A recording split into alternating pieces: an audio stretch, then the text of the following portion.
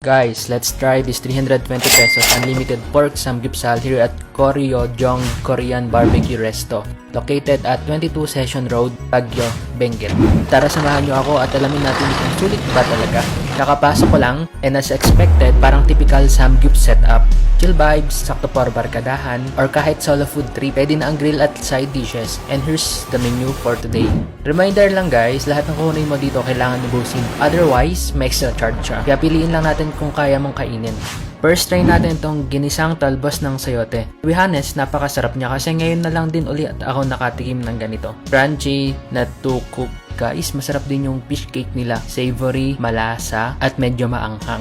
Okay din naman yung pork Shanghai nila, pero hindi siya crunchy katulad ng nakakain at nabibili natin sa mga tiyangge-tiyangge. And first time ko makatikim nitong piniritong saging na may breadings. And to be honest, hindi ko nagustuhan yung japji na pinirito nila na parang ginawa nilang Shanghai. Sorry, natapang.